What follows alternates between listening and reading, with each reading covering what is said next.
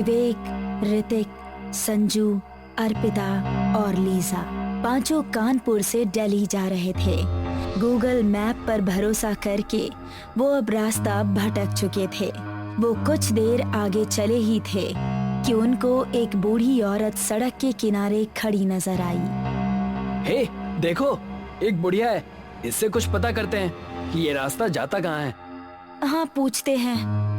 विवेक ने कार उनके सामने जाकर रोक दी। अम्मा जी, ये रास्ता आगे हाईवे पर जाकर निकल जाएगा।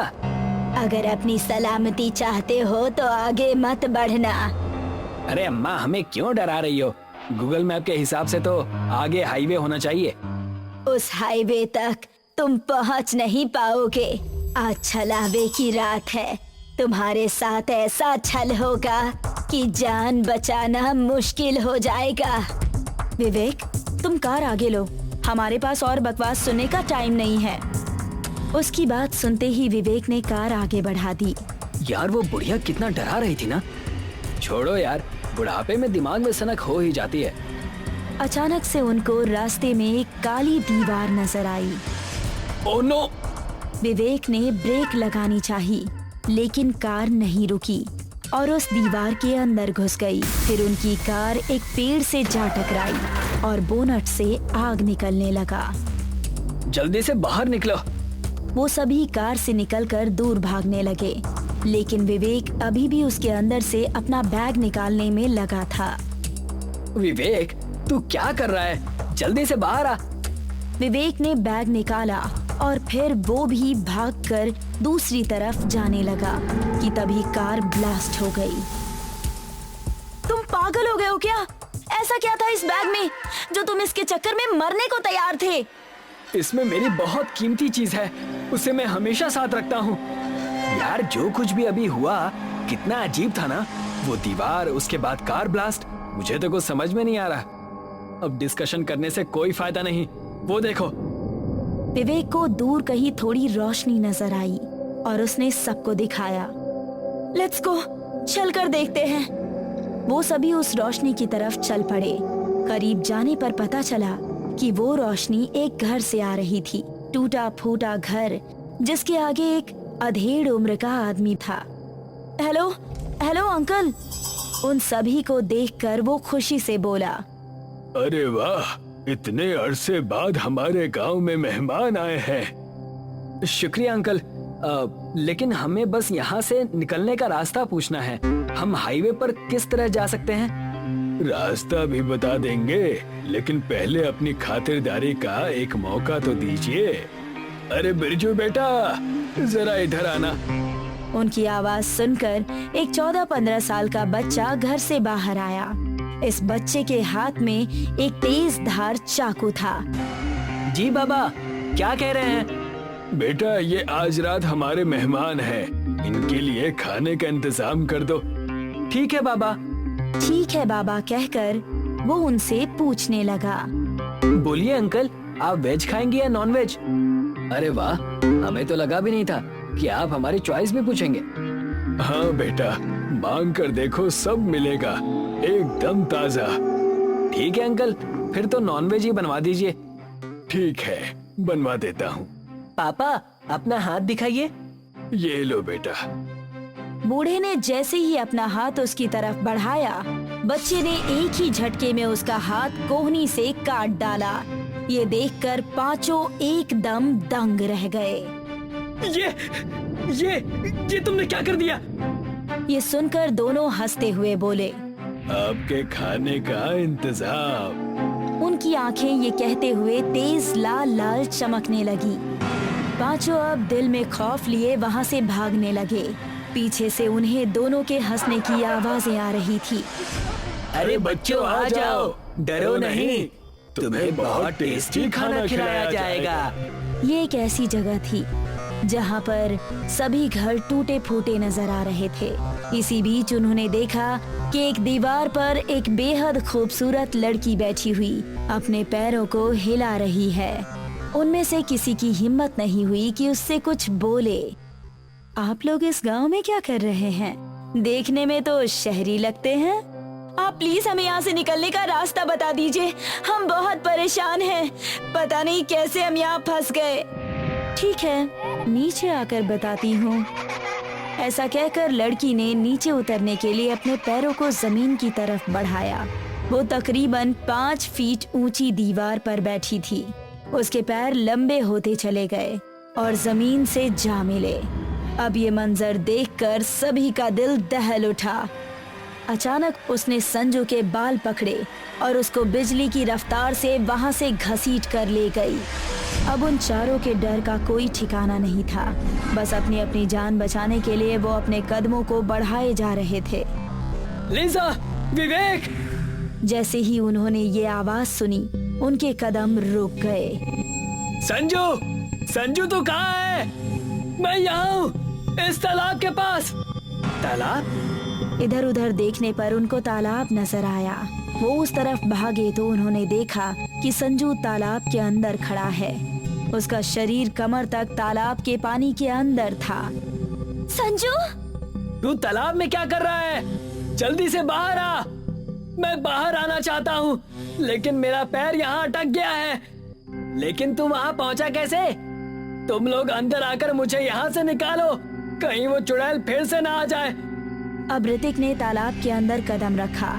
संजू के पास पहुंचकर उसने उसके कंधे पर हाथ रखा। ये तेरा शरीर इतना ठंडा कैसे हो गया?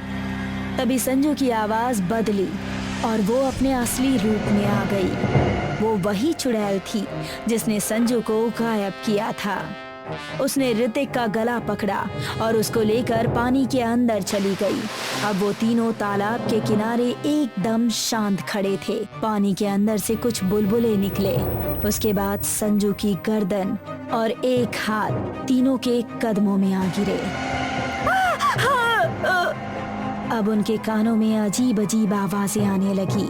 सभी के दिल में खौफ, डर अपनी चरम सीमा पर था। कुछ देर भागने के बाद वो फिर से हांफने लगे। कुछ भी समझ में नहीं आ रहा। ये सब क्या हो रहा है? बुढ़िया ठीक कह रही थी, ये सब एक छलावा है। अभी ये तीनों आपस में बात कर ही रहे थे कि अचानक एक भयानक दिखने वाला बूढ़ा उनके सामने आ गया। आजा मेरी छमिया। इतना कहकर उसने लीजा का गला पकड़ लिया, लेकिन अगले ही पल उसका हाथ जलने लगा और उसने अपना हाथ हटा लिया। सभी ये देखकर हैरान रह गए। लीजा का ध्यान अब उसके गले पर पड़े क्रॉस पर गया और उसने जल्दी से उसको उतार कर उस बूढ़े की तरफ इशारा किया। वो वहाँ से चीखता चिल्लाता भाग निकला। वेरी गुड लीजा, अब इसको हाथ में ही रखना। लीजा हाथ में क्रॉस लिए आगे चल रही थी और अर्पिता और विवेक उसके पीछे पीछे चल रहे थे। अब उन तीनों को वही काली सी दीवार सामने नजर आ रही थी। देखो, ये वही दीवार है जिसके अंदर हमारी कार घुसी थी और हम यहाँ आ पहुँचे थे। सभी तेजी से उस दीवार की तरफ भागने लगे। तभी बहुत सारे भयानक भूत उनको अपनी तरफ आते नजर दिखाई दिए। लीजा ने पीछे मुड़कर उनको क्रॉस दिखाया तो वो वहीं रुक गए। तभी एक बूढ़े ने एक ऐसी छलांग लीजा पर लगाई कि वो क्रॉस उसके हाथ से छूट गया और दूर जा गिरा। जल्दी से दीवार की तरफ चलो। तीनों अब तेजी से दीवार की तरफ भागने लगे। सारे भूत अब बेझिझक उनका पीछा कर रहे थे। दीवार के करीब पहुंचने पर उन्होंने उन तीनों को घेर लिया और धीरे धीरे उनकी तरफ बढ़ने लगे। अब तुम लोग यहाँ से कभी नहीं जाओगे। तभी विवेक को अपनी उस प्यारी चीज का ध्यान आया जो वो अपने बैग में हमेशा रखता था। उसने झट से अपना बैग उतारा और उसके अंदर से वो चीज जो एक शंख था। गणपति बप्पा मोरया! ये बोलकर उसने शंख को फूंका। वो सभी अपने अपने कानों पर हाथ रखकर चीखने चिल्लाने लगे। उनको शंख की आवाज बर्दाश्त नहीं हुई और वो वहाँ से भाग निकले। चलो गाइस, अब देर मत करो। वो तीनों फिर से दीवार की तरफ भागे और दीवार के अंदर से पार होकर वो वापस वहीं आ गए जहां उनकी कार दीवार में घुसी थी। हमारी कार तो एकदम सही है, ये सब एक छलावा था। हमारी असली कार यही है। चलो अब यहाँ से निकलते हैं। तीनों कार में बैठे और तेजी से वहाँ से भाग निकल गए। वो बूढ़ी औरत अभी भी उस कार को जाते हुए देख रही थी। मेरी बात मान लेते तो अपने 2 दोस्तों को खोते नहीं, 5 जिंदा वापस जाते। बहुत पुरानी बात है। राजपुर गांव में एक बहुत बड़ा तालाब था। उस तालाब के किनारे ही एक बरगद का पेड़ था। गांव की सभी स्त्रियां त्योहारों पर खूब सज धज कर उस पेड़ की पूजा करती थीं। गांव में ये मान्यता थी कि बरगद बाबा सभी की मनोकामना पूरी करते हैं। पूजा में पूरी, गुलगुले, हलवा और खीर चढ़ाया करती थीं। उसी पेड़ से कुछ ही दूरी पर एक बांस का झुरमुट था, जिसमें एक सिरकटा भूत रहता था। वो सन्नाटा होते ही बांस के झुरमुट से निकलकर आने जाने वाले लोगों को बहुत परेशान करता था। उसके डर की वजह से कोई उधर अकेले नहीं जाता था। अगर गलती से भी कोई चला जाता तो वहाँ बेहोशी की अवस्था में ही पाया जाता। ये गांव की औरतें बरगद के पेड़ की पूजा करती हैं और इतने अच्छे अच्छे पकवान चढ़ाती हैं। मुझे कभी कोई नहीं पूछता। बरगद पर चढ़ाई जाने वाली सारी चीजें देखकर उसे बहुत गुस्सा आता था। उसकी भी इच्छा होती थी कि लोग उसकी भी पूजा करें, लेकिन उसकी हरकतों से सब लोग उस बांस के झुरमुट के पास फटकते भी नहीं थे। एक बार बंसी नाम का एक किसान शहर से एक गाय खरीद कर ला रहा था, परंतु उसे गांव पहुंचते पहुंचते बहुत रात हो गई। अब क्या करूं? वो सिरकटा भूत तो मेरा रास्ता जरूर रोकेगा। आज तो बड़ी अच्छी दावत उड़ाऊंगा मैं। बंसी जैसे ही आगे बढ़ा तभी उसने देखा कि गाय आगे बढ़ नहीं रही है। वो उसको कितना भी हाँकने की कोशिश करता, वो अपनी जगह से टस से मस नहीं हुई, बल्कि थोड़ी थोड़ी देर में वो उछलने लगती। हे भगवान, बड़ी मुश्किल से गाय खरीद कर लाया था। अगर इसे छोड़कर जाता हूँ तो वो सिरकटा भूत इसे भी नहीं छोड़ेगा। तब तक उसने देखा कि गाय घूमकर उस तालाब की तरफ जाने लगी। अरे बाप रे, लगता है वो दुष्ट मेरी गाय को हाँक कर ले जा रहा है। बंसी दौड़ता हुआ अपनी गाय के पीछे पीछे भागने लगा, लेकिन तभी उसे ठोकर लगी और वो मुंह के बल गिर पड़ा। तभी उसे लगा कि किसी की मजबूत बाहों ने उसे सहारा देकर उठा लिया। सिरकटे भूत, ये कैसी मुश्किल है। एक बार गिरा देते हो और फिर से उठा लेते हो। बंशी, उठकर अपनी गाय की रस्सी पकड़ो और घर जाओ। उस सिरकटे भूत से तुम्हारी गाय छुड़ाकर मैंने उसे भगा दिया है। आप कौन है? आप जो भी हैं, मेरी तरफ से आपको बहुत बहुत धन्यवाद। अक्सर ऐसा ही होता। सिरकटा भूत जब भी किसी को परेशान करता, तब एक बूढ़े बाबा आकर उसे बचा लेते। मीना, आज बहुत अच्छी खीर बना लो, चलकर बरगद बाबा को चढ़ा देंगे। मैं भी यही सोच रही थी। हो सकता है बूढ़ा आदमी कहीं बरगद बाबा ही न हो। ऐसे तो उन्हें आज तक किसी ने गांव में नहीं देखा। खीर बनाकर वो दोनों बरगद के नीचे बैठ गए और एक दोने में खीर रखकर चढ़ा दी। हे बरगद बाबा, आपको किसी ने नहीं देखा, लेकिन आपकी अद्भुत शक्तियों की वजह से ही हमारे गांव के लोग रह पा रहे हैं, वरना उस सिरकटे भूत ने तो सबका जीना हराम कर दिया था। तभी अचानक बांस के झुरमुट में थोड़ी हलचल सी हुई और ऐसा लगा कि बांस के झुरमुट में से कोई गुर्रा रहा है। चलो मीना, घर चले। गाय की वजह से उनकी अच्छी आमदनी हो रही थी। एक दिन कोई त्योहार था। गांव की सारी औरतें खूब पकवान बनाकर बरगद बाबा को चढ़ाने ले गई थीं। बंसी की बेटी मुनिया, जिसकी शादी होने वाली थी, वो भी बरगद के नीचे अपने होने वाले पति की लंबी उम्र की कामना कर रही थी। वाह, देखो सारी औरतें कैसे सज धज के पकवान चढ़ा रही हैं और वो बंशी की छोकरी तो बड़ी छम छम पायल खनका रही है। आज इसको अपना शिकार बनाता हूँ। सभी औरतें वहाँ से वापस आ गईं, लेकिन मुनिया की पायल कहीं गिर गई। उसी को ढूंढने के लिए वो वहाँ रुक गई। अब आएगा मजा। वो उसके पास गया। तुम्हारी पायल खो गई है क्या? हाँ, तुमको कैसे पता? मैं जानता हूँ वो कहाँ है। बता दो, मैं खुद ही ले लूंगी। वो पायल मेरी ससुराल से आई है। वो उधर जो बांस का झुरमुट है ना, उसी में पड़ी है। मुनिया को तो वो पायल किसी कीमत पर चाहिए थी, तो बिना कुछ सोचे समझे बांस के झुरमुट के पास दौड़ गई। ये दुष्ट सिरकटा भूत आज इसको खत्म कर देगा, मुझे इसको बचाना ही होगा। ए लड़की, उधर कहाँ जा रही है? जा अपने घर जा, तेरी पायल बरगद के नीचे ही पड़ी है। मुनिया को अचानक होश आया कि वो तो सिरकटे भूत के नजदीक जा रही थी। इस समय कोई है भी नहीं। उसने जाकर देखा कि बरगद के नीचे ही उसकी पायल पड़ी थी। पायल उठाकर वो सरपट भागी और घर जाते ही बेहोश हो गई।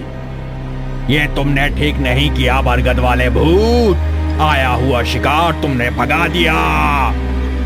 क्या कर लेगा तू मेरा? हिम्मत है तो सामने आ। तभी सिरकटा भूत नीचे आया। उसने बूढ़े के ऊपर हमला कर दिया, लेकिन बूढ़े ने उसके पैरों पर ऐसी लंगड़ी मारी कि वो गिर गया। इसके बाद उसके सीने पर चढ़ गए। तू अपने कर्मों को सुधारने की बजाय एक से बढ़कर एक पाप किए जा रहा है। आज तेरा अंतिम समय है। बहुत दिनों से मैं तुझे बर्दाश्त कर रहा था। वो मासूम बच्ची अपनी शादी के लिए कितनी खुश थी और तू उसी को अपना शिकार बनाने चला था। तेरी वजह से इधर से कोई अकेला फटकता तक नहीं है। तू अपनी सीख अपने पास ही रख, मैं तेरी ऐसी की तैसी कर दूंगा। दोनों में जबरदस्त उठापटक हुई। बूढ़े बाबा तो किसी पहलवान की तरह उससे भिड़ गए थे। अंत में सिरकटा भूत परास्त होकर जमीन पर ही गिर पड़ा। बरगद बाबा ने उसका सिर, जो सिर्फ उसकी गर्दन से थोड़ा सा ही जुड़ा हुआ था, बड़ी ताकत से उखाड़ दिया। खून का फव्वारा निकलने लगा। बरगद बाबा ने उसके सिर को पत्ते इकट्ठा करके जला दिया। उसका शरीर तड़प तड़प कर शिथिल हो गया। अरे हरिहर भैया, ये देखो, यहाँ किसी का धड़ पड़ा है। लगता है इसका सिर काटकर किसी ने जला दिया है। अब तुम सब निश्चिंत होकर जब चाहो तब यहाँ आ सकते हो। सिरकटा भूत अब खत्म हो गया है। बाबा, इतने सालों से ये हम सबको परेशान कर रहा था, आज ऐसा कैसे हो गया? इसके पाप का घड़ा भर गया था, इसलिए इसका जाना ही ठीक था। तुम सारे गांव वाले मिलकर इसका शरीर बांस के झुरमुट में डालकर जला दो। गांव वालों ने वैसा ही किया। गांव सिरकटे भूत से मुक्त हो गया। मुनिया को जब होश आया तब उसने माँ से कल उसके साथ हुई सारी घटना बताई। पूरे गांव में शोर मच गया। उस दिन सभी लोग बहुत खुश थे। तब से बरगद के नीचे हर महीने मेला लगता है। अब लोग बेखौफ होकर वहाँ आते जाते हैं। वैसे तो आकाश का परिवार अमेरिका में रहता था, लेकिन हर साल वे लोग इंडिया घूमने आया करते थे। अमेरिका में शहरी जीवन में रहते रहते आकाश का परिवार ऊब जाता था, इसलिए आकाश ने गोवा के पास एक गांव में छोटा सा मकान खरीद लिया था। हर साल वे लोग जब इंडिया आते तो उसी गांव के मकान में रुका करते। मैं एक जरूरी मीटिंग में जा रहा हूँ, क्या तुम लोगों के लिए कुछ लेकर आऊँ? तुम अमेरिका में तो बिजी रहते ही हो, कम से कम जब छुट्टियों के लिए यहाँ आए तो हमारे साथ रहा करो ना। मैं जल्द से जल्द लौटने की कोशिश करूँगा, बाय। आकाश अपनी पत्नी रूबी और बेटे अर्पित को गांव में छोड़कर मुंबई निकल गया। अर्पित पूरे दिन बैठा बैठा टीवी देखता रहा। रात को अचानक उसके पेट में बहुत तेज दर्द उठा। मम्मी, मेरे पेट में बहुत दर्द हो रहा है। अर्पित बुरी तरह पेट के दर्द से तड़प रहा था। यहाँ गांव में तो आसपास कोई डॉक्टर भी नहीं मिलेगा, मैं अभी ऑनलाइन डॉक्टर देखती हूँ। रूबी ने डॉक्टर से ऑनलाइन कंसल्ट करके मेडिसिन भी ऑनलाइन ऑर्डर कर दी। मम्मी, पेट में बहुत दर्द हो रहा है। बस बेटा, 2 घंटे में मेडिसिन आ जाएगी। अर्पित पेट पकड़कर लेटा रहा और उसकी माँ सोफे पर बैठी मेडिसिन आने का इंतजार करती रही। 12 बजने वाले थे। रूबी की आंख लग गई। तभी किसी ने डोरबेल बजाई। मम्मी उठो तो, लगता है मेडिसिन आ गई है, जल्दी डोर पर जाओ। रूबी दरवाजा खोलने चली गई और अर्पित ने फिर से टीवी ऑन कर लिया। अचानक अर्पित को बाहर से अपनी माँ के बुरी तरह चीखने की आवाज सुनाई दी। अर्पित तुरंत दौड़ते हुए मेन गेट की तरफ गया। उसने देखा कि मेन गेट खुला हुआ है। बाहर मेडिकल बॉक्स लिए एक चुड़ैल खड़ी थी और अर्पित की माँ चुड़ैल के बराबर में धरती पर पड़ी हुई थी। उसके सिर से खून बह रहा था। वो अपने रूम की तरफ अपने पापा को कॉल करने के लिए दौड़ा। अर्पित के हाथ पैर बुरी तरह से कांप रहे थे। हेलो पापा, हमारे घर कोई चुड़ैल आ गई है। उसने मम्मी को मार दिया या शायद बुरी तरह से घायल कर दिया है। अर्पित अपने पापा से बात कर ही रहा था कि चुड़ैल उसके रूम तक पहुंच गई। सर, आपकी मेडिसिन। फोन अर्पित के हाथ से छूटकर गिर गया और वो रूम के पीछे वाले दरवाजे से घर से बाहर निकलकर गौशाला में घुस गया, जहाँ ढेर सारा भूसा रखा हुआ था। मैं इस भूसे में छिप जाता हूँ, चुड़ैल मुझे यहाँ नहीं ढूंढ पाएगी। अर्पित ने अपनी आंखों को छोड़कर बाकी पूरे शरीर को भूसे से ढक लिया। कुछ देर बाद अर्पित को अपने सामने पड़े भूसे के ढेर में कुछ हलचल दिखाई दी। आपकी मेडिसिन सर। अर्पित बचाओ बचाओ चिल्लाता हुआ दोबारा घर में भाग गया। उसने घर के सभी खिड़की दरवाजे बंद कर दिए और बेड के नीचे छिपकर बैठ गया। वो 1 घंटे तक बेड के नीचे छिपा रहा। तभी दरवाजे पर उसे अपने पापा की आवाज सुनाई दी। अर्पित, दरवाजा खोलो बेटा, क्या तुम अंदर हो? अपने पापा की आवाज सुनकर अर्पित की जान में जान आई। हाँ पापा, मैं बस अभी आया। अर्पित ने तुरंत जाकर दरवाजा खोला। उसने देखा कि चुड़ैल उसके पापा की गर्दन पकड़े खड़ी थी। आज मेरा बदला पूरा होगा। चुड़ैल ने आकाश के सिर में चाकू घूंस दिया। फिर वो अर्पित की तरफ बढ़ी। इस बार अर्पित को दरवाजा बंद करने का भी समय नहीं मिला। वो अपने रूम की तरफ दौड़ा और उसने अपने रूम का दरवाजा बंद कर लिया, लेकिन चुड़ैल दरवाजा तोड़कर उसके कमरे में घुस गई। तुम कौन हो? मुझे छोड़ दो। मैंने तुम्हारा क्या बिगाड़ा है? तुमने मेरे मम्मी पापा को क्यों मार दिया? बिगाड़ा तो मैंने भी नहीं था तुम्हारे मम्मी पापा का, लेकिन तुम्हारे मम्मी पापा की वजह से बेवजह मेरी जान चली गई। क्या तुमने कभी पता करने की कोशिश की कि तुम्हारे पापा पिछले 3-4 सालों में इतने अमीर कैसे बन गए? मेरे पापा शेयर्स की खरीद और बिक्री से इतने अमीर हुए हैं? नहीं, तुम्हारे पापा एक ठग और चोर थे जो नकली दवाएं बेचने का धंधा करते थे। तुम्हारे पापा ने एक बड़ी दवा बेचने वाली कंपनी की वेबसाइट को कॉपी करके एक डुप्लीकेट वेबसाइट तैयार की। उसी से वो नकली दवाइयां बेचता था। तुम्हारी माँ रूबी वेबसाइट से आने वाले कॉल्स को हैंडल करती थी। मुझे डायबिटीज की जेनेटिक प्रॉब्लम थी। अक्सर मुझे इंसुलिन के इंजेक्शन लगवाने की जरूरत पड़ती थी। एक रात मेरी तबीयत अचानक बिगड़ गई। मैं मुंबई में जॉब करती थी और अकेली ही रहती थी। मैंने ऑनलाइन मेडिसिन ऑर्डर की और नकली दवा के इंजेक्शन लगा लिए। उनसे कोई असर नहीं हुआ। सुबह तक मेरे कुछ दोस्त मेरे रूम पर पहुंचे। तब तक मेरी जान जा चुकी थी। वे मुझे हॉस्पिटल लेकर पहुंचे तो डॉक्टर ने कहा कि अगर सही समय से मुझे मेडिसिन मिल जाती तो मेरी जान बच सकती थी। तुमने मेरा कुछ नहीं बिगाड़ा है, इसलिए तुम्हें छोड़ रही हूँ और उम्मीद करती हूँ कि तुम अपने पिता जैसे काम नहीं करोगे। इतना कहकर चुड़ैल गायब हो गई। कुछ सालों बाद जब अर्पित समझदार हो गया तो उसने अपने मम्मी पापा की प्रॉपर्टी बेचकर सारे पैसे एक चैरिटी हॉस्पिटल को दे दिए। आकाश एक पार्टी में गया। वहां उसके परिचय का सिर्फ उसका एक ही दोस्त था, आयुष। दोनों ही पहली बार रेव पार्टी में गए। वहां पर लड़के लड़कियां डांस कर रहे थे और नशा भी कर रहे थे। आकाश ने सोचा कि थोड़ा सा मैं भी पी लूं और वो शराब के काउंटर की तरफ गया। ओए, एक पटियाला पैक मेरे लिए भी बनाओ। जी सर, बर्फ डालना है। हाँ, बर्फ डालो, बर्फ डालो। ओके सर, ये लीजिए, आपका पटियाला पैक तैयार हो गया। उसने ग्लास हाथ में लिया और थैंक यू बोलते हुए निकल गया और वो भी डांस करने लगा। पार्टी गार्डन में हो रही थी। सब लोग चेहरे पर मास्क लगाए हुए हैं। आकाश के पास में एक लड़की डांस कर रही थी। उसने आकाश को बोला, आकाश, क्या तुम मेरे साथ डांस करोगे? हाँ हाँ, क्यों नहीं, लेकिन तुम्हें मेरा नाम कैसे पता? मैं तो सिर्फ आयुष को जानता हूँ। वक्त आने पर पता चल जाएगा। दोनों ने साथ में डांस किया।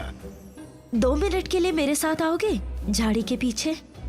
देखो, अगर मैं तुमको जानता होता तो जरूर जाता। सॉरी। जान जाओगे, आओ तो सही।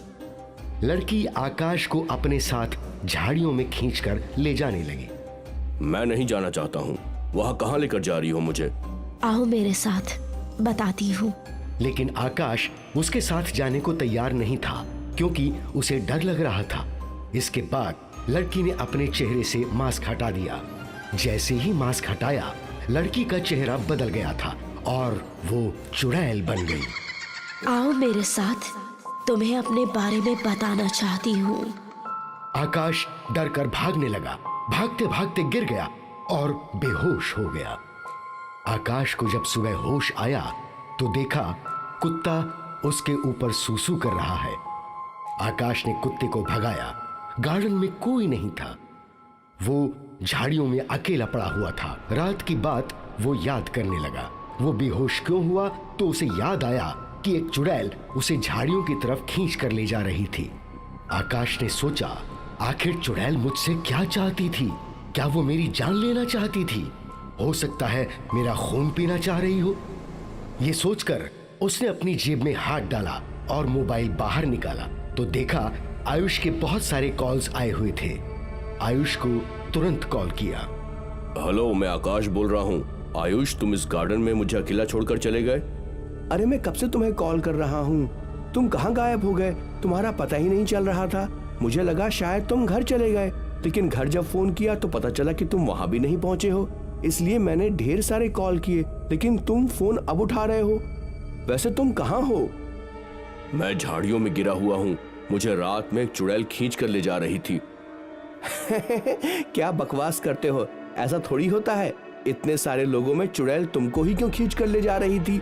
मुझे लगता है तुमने ज्यादा पी ली है, तुम्हें कम पीना चाहिए। लेकिन आकाश, तुम जल्दी से घर आ जाओ, आंटी बहुत परेशान हो रही हैं। हाँ, वो सब तो ठीक है, लेकिन वो चुड़ैल का क्या करें? अरे कौन सी चुड़ैल? वही जो मुझे रात को खींच कर ले जा रही थी। पागल हो गए हो क्या? ऐसा कुछ नहीं होता, सपना देखा होगा तुमने। पहली बार पीने के बाद ऐसा ही होता है। ये बातें भूल जाओ, तुम जल्दी से घर चले आओ, आंटी परेशान हो रही हैं। आकाश उठा और जाने लगा तो उसने देखा कि उसके पास एक पायल गिरी हुई है। उसने वो पायल उठा ली और पुलिस स्टेशन चला गया। ये पायल मुझे मिली है, पता नहीं किसकी है। हो सकता है कि चुड़ैल की ही हो। लगता है तुमको ज्यादा चढ़ गई है। जाओ, नहा धो लो और नींबू पानी पियो, सारी उतर जाएगी। सर, मैं मजाक नहीं कर रहा हूँ। मुझे अच्छे से याद है, मैंने ज्यादा नहीं पी। मुझे पूरी तरह से साफ साफ वो औरत नजर आ रही थी। आपको चाहिए तो मैं उसका स्केच भी बना सकता हूँ। वो कैसी दिखती थी मुझे पता है। अच्छा, तो तुम उसका स्केच बनाओगे? क्या तुम एक स्केच आर्टिस्ट हो? जी सर, मुझे स्केच बनाना आता है, मैंने कॉलेज में सीखा था। ओके, ठीक है, तो बनाओ। आकाश ने उस चुड़ैल का स्केच बनाना शुरू किया और एक खूबसूरत सी लड़की का स्केच बनाया। इंस्पेक्टर ने वो स्केच देखा और फिर थाने में लगे गुमशुदा लोगों से उसका मैच किया तो वो लड़की गुमशुदा की लिस्ट में थी। उसका नाम श्वेता था, जो कि अब चुड़ैल बन चुकी है। पुलिस तुरंत ही आकाश के साथ घटनास्थल पर पहुंची। घटनास्थल पर पहुंचकर पुलिस ने अपने खोजी कुत्तों को छोड़ दिया। कुत्ते एक जगह पर खड़े होकर भौंकने लगे। पुलिस ने वहां पर खुदाई करवाना शुरू किया। खुदाई करने के बाद उसमें से 2 लाश मिली जो कि कंकाल बन चुकी थी। आखिर ये बॉडी किसकी होगी? एक तो ये लड़की श्वेता की होगी और दूसरी किसकी हो सकती है? इंस्पेक्टर ने थाने में जाकर गुमशुदा की फाइल फिर से देखना शुरू किया कि उस दिन कौन कौन लोग गुम हुए थे। तो देखा जय नाम का लड़का भी गुम हुआ था, जिसकी रिपोर्ट लिखाने उसके पिताजी आए थे। इंस्पेक्टर साहब, रिपोर्ट लिख लीजिए। मेरा बेटा गुम हो गया है, 3-4 दिन से नहीं मिल रहा है। आपको क्या लगता है कि आपका बेटा कहाँ गया होगा? मुझे कुछ आइडिया नहीं है। आखिर वो कहाँ चला गया, उसके साथ क्या हुआ, अच्छा हुआ बुरा हुआ, मुझे कुछ आइडिया नहीं है। तभी ठाकुर आया। इंस्पेक्टर साहब, मेरी रिपोर्ट लिख लीजिए। मेरी बेटी गुम हो गई है, पता नहीं कहाँ चली गई। आपको कोई शक है कि वो कहाँ गई होगी? इंस्पेक्टर साहब, मुझे लगता है वो किसी लड़के के साथ भाग गई है। मुझे लगता है ये प्यार मोहब्बत का मामला है। इंस्पेक्टर साहब, अगर आपको खबर मिले तो मुझे बुला लीजिएगा। दोनों के पिताजी ने इंस्पेक्टर को फोटो देते हुए बोला, ये मेरी बेटी का फोटो है और ये मेरे बेटे का फोटो है। इंस्पेक्टर ने जीप निकाली और हवलदार के साथ श्वेता के घर पहुंच गया।